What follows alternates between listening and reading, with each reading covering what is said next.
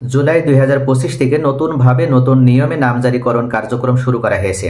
ইতিমধ্যে আপনারা সকলে হয়তো অবগত হয়েছেন যে মাননীয় প্রধান উপদেষ্টা ডক্টর মোহাম্মদ ইউনূস এবার এই বাজেটে ল্যান্ড অটোমেশন যে সিস্টেম, এই ল্যান্ড অটোমেশন সিস্টেমে ১৭টি কার্যক্রম বা ১৭টি ভূমি সেবাকে সম্পূর্ণভাবে অটোমেশনভাবে প্রদান করার জন্য কার্যক্রম গ্রহণ করেছে।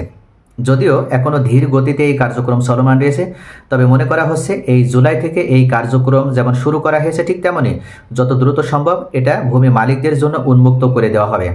তবে এই ক্ষেত্রে এই ল্যান্ড অটোমেশনের আওতাভুক্ত কিন্তু নামজারি সিস্টেম বা নামজারিটিও থাকছে।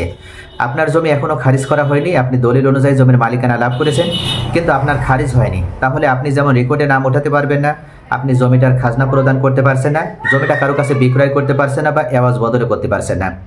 এই সকল সমস্যাগুলোর কারণেই কিন্তু আপনাকে অবশ্যই নামজারি করতে হবে। তবে অত্যন্ত সুখবর, আপনি বর্তমানে সরকার নির্ধারিত যে ফি, এই সরকার নির্ধারিত ফি এর ভিতরে থেকেই নামজারি করতে পারবেন। তবে এখানে আপনাকে কয়েকটা গুরুত্বপূর্ণ বিষয় আগে সতর্কতার সাথে অবলম্বন করতে হবে। যদি এই কয়েকটি বিষয় আপনি সতর্কতার সাথে সম্পন্ন করতে পারেন তাহলে আপনি কিন্তু সরকার নির্ধারিত ফি এর ভিতরে থেকে নামজারি করতে পারবেন। তো প্রিয় ভিউয়ার্স, আজকের ভিডিওতে আমি জানাবো যে নতুন এই জুলাই থেকে যে নিয়মে আপনি নামজারি করতে পারবেন এবং এক্ষেত্রে আপনাকে যে যে ডকুমেন্টস প্রয়োজন হবে বা আপনি কোন কোন পদক্ষেপ নেবেন সেই বিষয় সম্পর্কে বিস্তারিত আলোচনা। সর্বপ্রথমে বলি, সেটা হচ্ছে আপনি যদি নামজারি করতে চান আর আপনি যদি কুরাই সূত্রে মালিকানা লাভ করে থাকেন সেক্ষেত্রে অবশ্যই আপনার একটি সঠিক দলিল থাকা লাগবে। যেমন তেমন একটা দলিল হলেই কিন্তু এসিল্যান মহোদয় নামজারি দিবে, এটা কিন্তু এই ধারণা মাথা থেকে সম্পূর্ণভাবে ঝেড়ে ফেলে দিতে হবে। আপনি যে দলিল অনুযায়ী নামজারি করতে চাচ্ছেন সেই দলিলটা অবশ্যই আপনার সম্পূর্ণভাবে সঠিকভাবে সম্পাদিত বা রেজিস্ট্রিকৃত হয়েছে এমন একটা দলিল হতে হবে, তাহলে আপনি এই দলিল অনুযায়ী নামজারি করতে পারবেন বা নামজারির জন্য আবেদন করতে পারবেন। এমনও হয় অনেক জেলাতে আছে দলিল রেজিস্ট্রেশন হওয়ার পর বা দলিল তৈরির পরে মূল দলিল হাতে পেতে কয়েক বছর সময় লেগে যায়। সেক্ষেত্রে আপনি চাইলেই আপনি যে দলিলটা করেছেন তার একটি সার্টিফাইড কপি বা নকল উঠিয়ে নিয়েও নামজারির জন্য আবেদন করতে পারবেন, তাহলে আপনার মূল দলিলের জন্য আর অপেক্ষা করা লাগবে না। দ্বিতীয় পর্যায়ে আপনি যদি উত্তরাধিকার সূত্রে মালিকানা পেয়ে থাকেন সেক্ষেত্রে অবশ্যই আপনি উত্তরাধিকার দিক থেকে যে মালিকানা পেয়েছেন বা যে ব্যক্তির পক্ষ থেকে আপনি মালিকানা পেয়েছেন তার সাথে আপনার সম্পর্ক কি এটা প্রমাণ করার জন্য একটি ওয়ারিশান সনদ বা একটি উত্তরাধিকার সনদ আপনাকে সংগ্রহ করতে হবে। এই উত্তরাধিকার সনদটি আপনার ইউনিয়ন পরিষদের চেয়ারম্যান থেকে নিতে হবে, আর আপনি যদি পৌরসভার বাসিন্দা হয়ে থাকেন তাহলে পৌর মেয়রের থেকে নিতে হবে। ওয়ারিশান সনদটি যখন তৈরি করবেন তখন আপনার ভোটার আইডি কার্ডের সাথে মিল রেখে আপনি ওয়ারিশান সনদটি তৈরি করবেন। আর এই বিষয়টি কিন্তু অনেকেই নিশ্চিত করে না, যার কারণে পরবর্তীতে আরও বেশি করে ভুল হয়।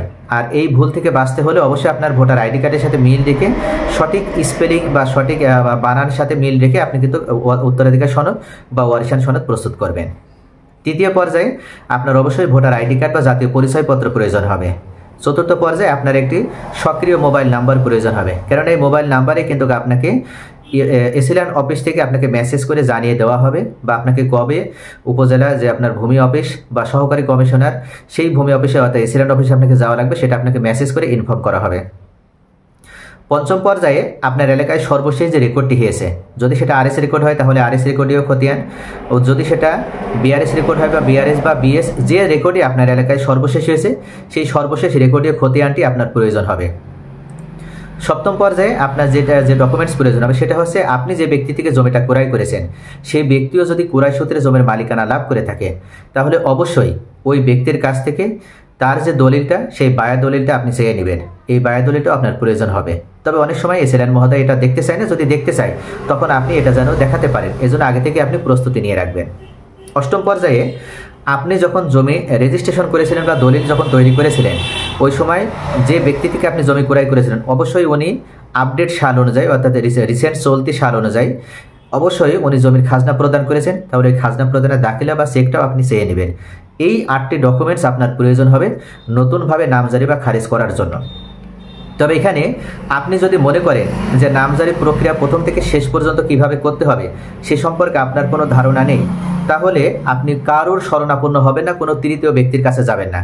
এখনও কিন্তু বাংলাদেশের দালাল চক্র অত্যন্ত অ্যাক্টিভ অবস্থায় রয়েছে এবং আপনি বোঝেন না, আপনি বিষয়টি সম্পর্কে অবগত না, এ ধরনের একটু যদি আপনি কোনোভাবে এই ধারণাটা তারা যদি পেয়ে যায় তাহলে আপনার কাছ থেকে কিন্তু বাড়তি টাকা চেয়ে নেবে এবং আপনাকে কৌশলে ফেলে সরকার নির্ধারিত যে ভিত তার থেকে কয়েক গুণ বেশি পরিমাণ টাকা হাতিয়ে নেবে। এজন্য আগে থেকে আপনাকে সাবধানতা অবলম্বন করতে হবে। আমি নিয়মগুলো বলে দিচ্ছি, যে ধাপে ধাপে যে কাজগুলো করতে হয় তার ভিতরে 1 নম্বরে যে কাজটা সেটা হচ্ছে আপনার নিকটস্থ কোনো ভালো এক্সপার্ট কোনো কম্পিউটারের দোকানে আপনি যাবেন। যারা অনলাইনের কাজ করে দেখবেন, অথবা ওই দোকানের সামনেই লেখা থাকে যে অনলাইনে নামজারি, খারিজ বা আপনার ভূমি উন্নয়ন কর প্রদান করা হয়, এ ধরনের যারা আগে থেকে একটা সাইনবোর্ড দিয়ে রেখেছে এমন দোকানে আপনি যাবেন এবং দেখবেন যে দোকানদার নতুন কিনা। যদি এক্সপার্ট হয় তাহলে কোনো অসুবিধা নেই। সেই ব্যক্তির কাছ থেকে আপনি অবশ্যই অনলাইনে আপনার নামজারির জন্য যে আবেদন, সেই আবেদনটা ফর্মটা আপনি দাখিল করবেন। নামজারির জন্য আবেদন করার পর আপনার একটা কেস নাম্বার আসবে, সেই কেস নাম্বারটা আপনি অবশ্যই নিজের কাছে সংরক্ষণ করে রেখে দেবেন। পরবর্তীতে মনে রাখবেন যে আপনার আর কিছু করা লাগবে না, আপনাকে মেসেজ করা হবে। আপনি যে নাম্বারটা দিয়েছেন ওই নাম্বারে যখন মেসেজ আসবে আপনি যাবেন সরাসরি এসি ল্যান্ড অফিসে, সহকারী কমিশনার ভূমি অফিসে যাওয়ার পরপরই আপনার সকল ডকুমেন্টস যদি সঠিক থাকে, আপনার যে ডকুমেন্টসগুলোর কথা এতক্ষণ বললাম এই ডকুমেন্টসগুলো আপনি সাথে করে নিয়ে যাবেন। সবগুলো যাচাই বাছাই করে যদি সঠিক থাকে তাহলে আপনাকে ওই দিনই একটা নামজারি খতিয়ান বা প্রস্তাবিত খতিয়ান দেওয়া হবে। আর যদি ওই ব্যক্তি দুর্নীতিগ্রস্ত হয়ে থাকে বা দুর্নীতিপরায়ণ এসি ল্যান্ড যদি হয়ে থাকে, সেক্ষেত্রে হয়তো আপনাকে কৌশল অবলম্বন করে আপনার থেকে কিছু টাকা হাতিয়ে নেওয়ার চেষ্টা করতে পারে।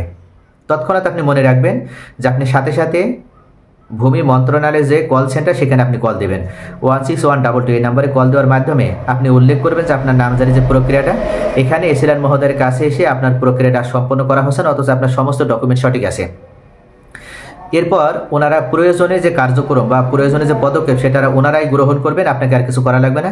ওনারা সরাসরি আপনি সেই এসি ল্যান্ড অফিসের তথ্য বা এসি ল্যান্ড অফিসের ঠিকানা উল্লেখ করে দেবেন, এসি ল্যান্ডের নাম সহ উল্লেখ করে দেবেন। এরপরও যদি কাজ না হয় আপনি সরাসরি সেনাবাহিনী সহায়তা নেবেন যে আপনার সমস্ত ডকুমেন্ট সমস্ত কাগজপত্র ঠিক আছে, এরপরও আপনাকে নামজারি দেওয়া হচ্ছে না। এমনকি আপনার এলাকায় এই মুহূর্তে পরিচ্ছন্ন বা ক্লিন ইমেজের রাজনীতিবিদ যারা রয়েছে আপনি তাদের শরণাপন্ন হবেন। আপনি যদি বিএনপি সাপোর্টার হয়ে থাকেন তাহলে আপনি বিএনপি, বা আপনি যদি জামাত বা এনসিপি যে দলের হন না কেন, মূল কথা হচ্ছে আপনার এলাকায় ক্লিন ইমেজে যারা রয়েছে সেই ক্লিন ইমেজের ব্যক্তির কাছে যাবেন। এমন কোনো ব্যক্তির কাছে যাবেন না যেন আবার হিতে বিপরীত না হয়, অর্থাৎ আপনার থেকে যেন আবার বাড়তি টাকা সে চেয়ে না নেয়। তাহলে এমন ব্যক্তি শরণাপন্ন হবেন যারা সরাসরি আপনার এই যে সমস্যাটা এই সমস্যার প্রতিবেদন করবে। অথবা আপনার এমন হতে পারে আপনি কিছু সাংবাদিকের কাছে গেলেন, বাংলাদেশে এমন অনেক ক্লিন ইমেজের সাংবাদিক রয়েছে যারা আপনার কাছ থেকে একটি টাকা না চেয়েও আপনার এই যে সমস্যা, সেই সমস্যা সমাধানের জন্য আপনার পক্ষে এসে দাঁড়াবে।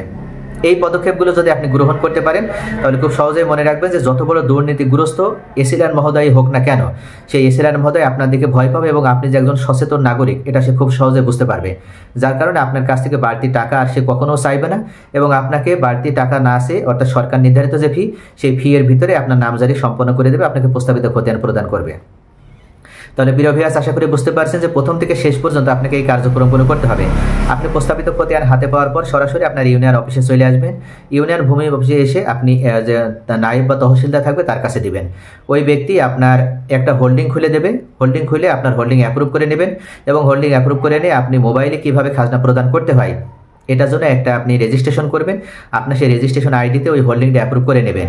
এরপর প্রত্যেক বছর আপনার যে খাজনা আসবে আপনি বাড়িতে বসেই বা বাংলাদেশে যে প্রান্তে বা যেখানেই থাকেন না কেন, আপনি অনলাইন যে ব্যাংকিং সিস্টেমগুলো আছে বিকাশ, রকেট, নগদ, এইগুলো ব্যবহার করার মাধ্যমে আপনার জমির খাজনা আপনি পরিশোধ করতে পারবেন। আশা করি ভিউয়ার্স বুঝতে পারবেন। এই পদ্ধতি অবলম্বন করতে পারলে আপনার নামজারি কিন্তু আপনি যে সরকার নির্ধারিত ফি এর ভিতরে আপনি সম্পন্ন করতে পারবেন। এবং মনে রাখবেন আপনার যে 8টি ডকুমেন্টসের কথা আমি বললাম, এই 8টি ডকুমেন্টস যেন আপনার কাছে সঠিকভাবে থাকে এটাও কিন্তু আপনাকে নিশ্চিত করতে হবে। সকলে ভালো থাকুন। Thanks for watching.